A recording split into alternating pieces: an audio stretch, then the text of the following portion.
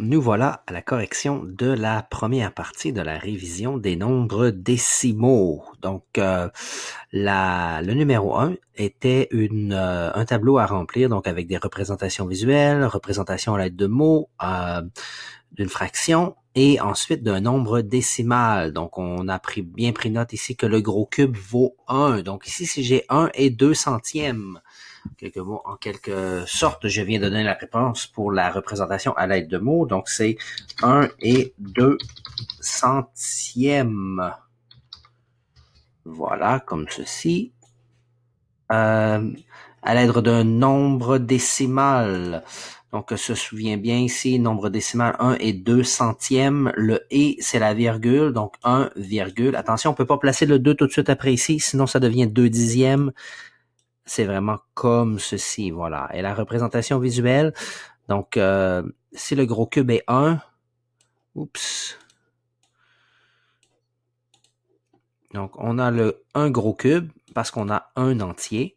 Ensuite, les plaquettes sont les dixièmes et les centièmes seront représentés par les bâtonnets. Donc, on va avoir 2 bâtonnets comme ceci. Donc, voilà pour la première rangée. Prenez note que dans cette correction, il y aura 2 informations mystères à venir. Donc, 5430 millièmes, dont 5430 millièmes, c'est... Bon, je vais le placer en fraction ici, donc peut-être ça sera plus facile ensuite de mettre en nombre décimal. Donc, ce sont des millièmes, donc notre dénominateur est 1000, donc 1000 entre 5 fois dans 5430, donc j'ai 5 entiers. On aurait pu dire ici 5 et 430 millièmes. Donc, j'ai 5,430 ici, donc c'est mon nombre décimal. Pour la représentation visuelle, je vais avoir 5 gros cubes. Donc, ici, fois 5, on va comprendre, hein, c'est la correction, bien sûr. 4 dixièmes, donc 4 plaquettes. Ensuite, 3 bâtonnets et 0 petit cube. Donc, voici pour la deuxième rangée.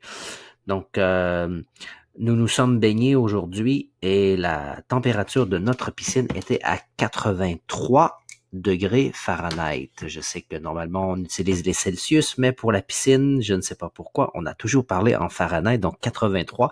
C'était un peu frisquet, mais quand même assez confortable. Pour la dernière rangée, c'est 3,71. Donc, c'est en mots, on peut remplacer la virgule par le mot « et », donc ça devient 3 et 71 quoi? On s'est rendu jusqu'à la position des centièmes, donc 71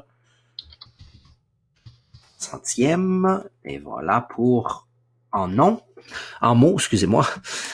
Pour la fraction maintenant, donc une fraction... je vais aller avec un nombre fractionnaire ici, 3 et 71 centièmes, donc sur 100. Pour la représentation visuelle, on a 3 entiers, donc 3 gros cubes. Ensuite, on a 7 plaquettes, 7 dixièmes. Et finalement, un petit cube pour les centièmes. Ah non, désolé.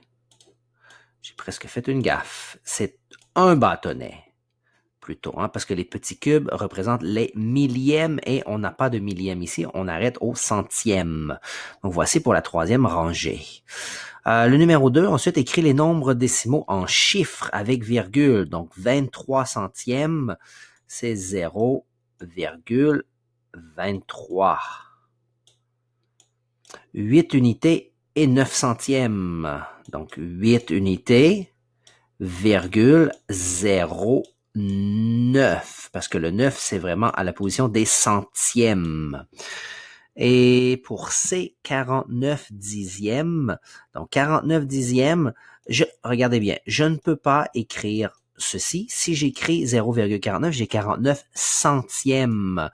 Donc, si on se place vraiment à partir d'une fraction, 49 dixièmes, on verra qu'il y a 4 entiers parce que 10 entre 4 fois dans 49, donc ce sera 4 et 9 dixièmes, donc 4,9.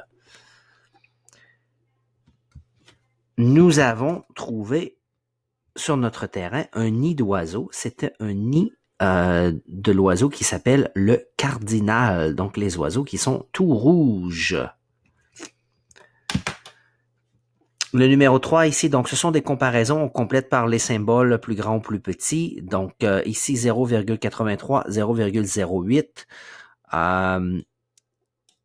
0,83 est plus gros parce qu'on a un 8 à la position des dixièmes. 0,40 et 0,42. Voilà, on a 4 dixièmes dans les deux cas, mais de ce côté-ci à droite, on a 2 centièmes aussi. Donc 0,03 ou 3,8. 3,8, on a 3 entiers, donc tout de suite, c'est celui-là qui est le plus gros. 15,60 et 15,68. Bon, assez simple ici. 4,89, 5,89. Donc 5 entiers, c'est plus que 4 entiers. Donc on commence toujours à partir de la gauche pour comparer les nombres. Plus on a des nombres élevés qui sont à gauche dans le nombre, plus le nombre sera gros. Donc 4,04, 4,06. Je veux attirer votre attention sur un autre cas, un autre exemple que je veux ajouter ici.